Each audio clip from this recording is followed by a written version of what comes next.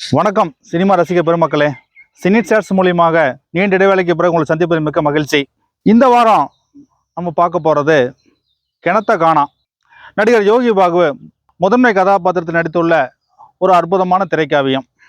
கிராமத்து கோவில் பூசாரி யோகி பாபு கனகச்சிதமான வேடம். கதைக்களம்னு பார்க்க போன நண்பர்களே, தண்ணீர் பஞ்சத்தில் இருக்கும் ஒரு கிராமத்தில் தண்ணீருக்காக தோண்டப்படும் குழியினால் ஏற்படும் பிரச்சனையில் அடுத்தடுத்து என்ன நடக்கிறது என்பதே கதை.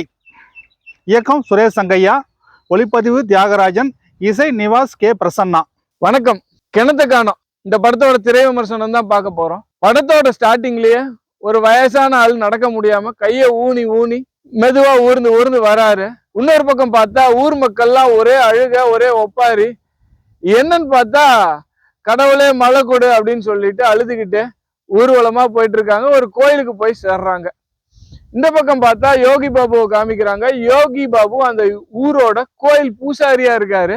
ஊர் மக்கள் கூப்பிட்டு கோயில் பூசாரியா இருந்துகிட்டு நீ வந்து திருநீர் தரமாட்டேங்கிறியா, நீ தான் சொல்லி கேக்குறாங்க. ஆனா யோகி பாபு ஒரு பிராக்டிக்கலான ஆளு. கடவுள் பக்தி இருந்தாலும் திருநீர் தரதாலேயே மழை வராது அப்படின்னு நினைச்சுக்கிட்டு வந்து திருநீர் எடுத்து தராரு. கடவுளே மழை கொடு அப்படின்னு சொல்லிட்டு அடுத்து யோகி பாபு பொண்ணு பாக்குறாங்க. யோகி பாபு போய் பொண்ணு பார்த்தா அந்த பொண்ணுக்கும் யோகி பாபு பிடிச்சிருது, யோகி பாபுக்கும் அந்த பொண்ணை பிடிச்சிருது. ஆனா அவங்க அப்பா பொண்ணு தர மறுக்கிறாரு.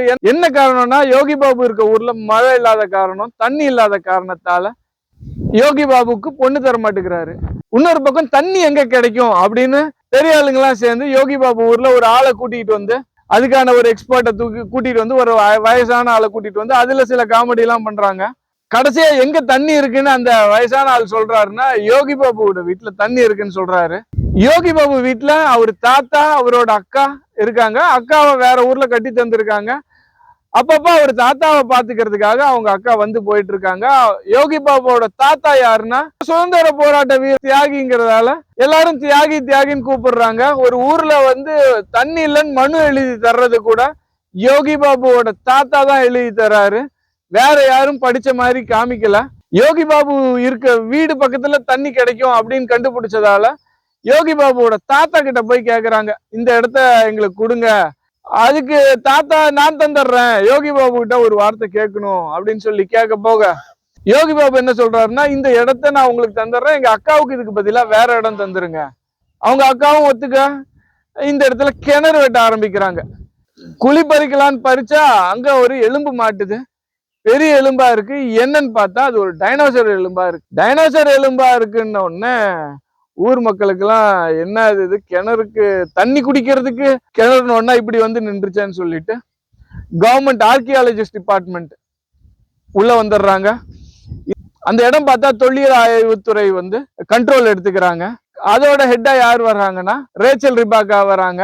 அவங்க ரொம்ப ஆர்வத்துல இருக்காங்க. அதை எப்படியாவது தோண்டி இந்த டைனோசரோட எலும்பு முழுசா எடுத்துடணும் அப்படின்னு ரொம்ப ஆர்வமா இருக்காங்க. அவங்க ஊர் மக்கள் பத்தி எல்லாம் கவலைப்படுற மாதிரி, தண்ணி வரும் தண்ணி வராது அதை பத்தி எல்லாம் கவலைப்படுற மாதிரி தெரியல. அவங்க அவங்களோட வேலையில ரொம்ப தெளிவா இருக்காங்க. ஊரை பத்தி எல்லாம் கவலைப்படல. அவங்க ஒரு டீமோட வந்து எக்ஸ்கவேஷன் ஒர்க்கு கொஞ்சம் கொஞ்சமா அதை நோண்டி எல்லாம் எடுக்கிறாங்க. எடுக்கும் போது என்ன ஆகுதுன்னா யோகி பாபுவோட வீடு இடிஞ்சிருது.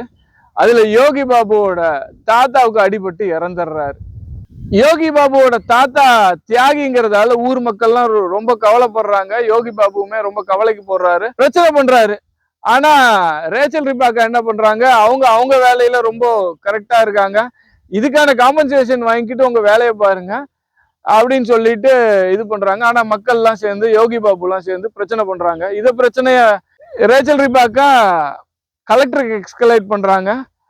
கலெக்டர் என்ன பண்றாருன்னா, எனக்கு தெரியாது, நான் எலெக்ஷன் டியூட்டியில இருக்கேன், நீ பாத்துக்கோ அப்படின்னு சொல்லி ஃபுல் பவர் கொடுக்கவும் அவங்க ஃபுல் கண்ட்ரோல் எடுத்துக்கிட்டு இது ஆக்சிடென்டல் டெத்து, நீங்க போஸ்ட்மார்ட்டம் கொண்டு போங்க, இங்க எல்லாம் பிரச்சனை பண்ணக்கூடாதுன்னு சொல்லிட்டு போஸ்ட்மார்ட்டம் பண்ணி எரிச்சிடுறாங்க. ஆனா யோகி பாபுக்கு அதெல்லாம் உடன்பாடே இல்லை. அதுலயே மன உளைச்சல் ஆயிருது யோகி பாபுக்கு. ரேச்சல் ரிபாக்கா இதோட நிக்காம என்ன பண்றாங்கன்னா, இந்த வீடு மட்டும் இல்லாம இன்னும் நிறைய இடத்துல தோண்டி பார்க்கணும் அப்படின்னு நினைக்கிறாங்க. அதுல நிறைய பேர்த்தோட வீடு பறிபோற சூழ்நிலைக்கு வருது.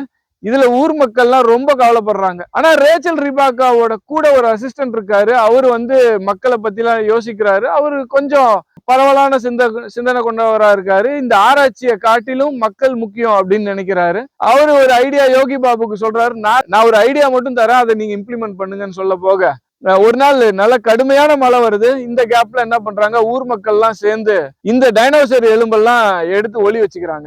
ஒளி வச்சா இந்த ரேச்சல் ரிபாக்கா போலீஸ் ஸ்டேஷன்ல கம்ப்ளைண்ட் பண்ணி, கலெக்டர் கிட்ட கம்ப்ளைண்ட் பண்ணி, ஊர் மக்களை எல்லாத்தையும் பிடிச்சி வச்சு ஆம்பளை பொம்பளைன்னு பார்க்காம எல்லாம் அடி வெளுன்னு வெளுத்துறாங்க. இந்த சமயத்துல சமரசமா போயிடலாம் அப்படின்னு சொல்லிட்டு மினிஸ்டரே இறங்கி வராரு. அந்த எலும்பு எங்க இருக்குன்னு சொல்லுங்க, நான் உங்களுக்கு உங்களோட கோரிக்கை எல்லாம் நான் நிவர்த்தி பண்றேன் அப்படின்னு சொல்லிட்டு மினிஸ்டர் வந்து கேட்க, அதுக்கு யோகி பாபு சொல்றாரு, எங்களுக்கு பேசிக்கா எல்லாத்துக்கும் குடிநீர் பிரச்சனை எங்களுக்கு தீர்த்து வைங்க.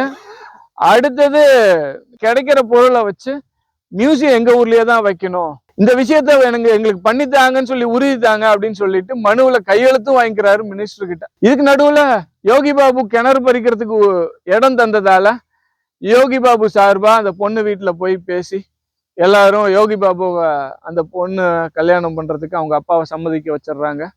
யோகி பாபுக்கு கல்யாணமும் நடந்துருது அந்த பொண்ணோட. மினிஸ்டர் கையெழுத்து போட்டதால அந்த ஊருக்கு தண்ணி வசதி கிடைக்குது. அந்த தண்ணி ஒரு குடம் தண்ணியை பிடிச்சி யோகி பாபு கொண்டு போய் கடவுளுக்கு பூஜை செய்வாருன்னு பார்த்தா, அந்த ஸ்டார்டிங்ல நடக்க முடியாம ஒரு கேரக்டர் வருதுன்னு நான் சொன்னேன்ல, நடக்க முடியாம ஒரு பெரியவர் வந்தவரோட தலையில கொண்டு போய் ஊத்துறாரு. ஒரு சென்டிமெண்டல் டச்சை கொடுக்குறாங்க. ரொம்ப சென்டிமெண்டலா முடிக்காம அடுத்து மியூசியத்துல டைனோசரோட எலும்பு நின்றுட்டு இருக்கிறத காமிக்கிறாங்க.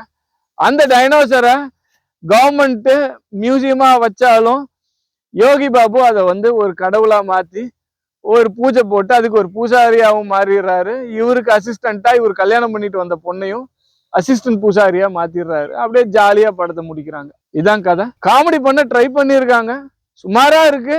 பெருசா குலுங்கி சிரிக்கிற மாதிரி இல்லாட்டியும் ஒரு தடவை ரசிக்கலாம். ஆக கிணத்தை காணோம் என்பதா அல்லது அந்த ஊர் மக்களின் கவலை காணாமல் போனதா என்பதை சொல்வதே கதைக்களம். கிணத்தை காணோம் இது ஒரு அற்புதமான குடும்பத்துடன் கண்டுகளிக்கூடிய ஒரு திரைக்காவியம். அனைத்து தரப்பு மக்களையும் கவரக்கூடிய ஒரு படமாக அமையும். கிணத்தை காணோம் இது ஒரு அற்புதமான குடும்பத்துடன் கண்டுகளிக்கூடிய ஒரு திரைக்காவியம். அனைத்து தரப்பு மக்களையும் கவரக்கூடிய ஒரு படமாக அமையும்.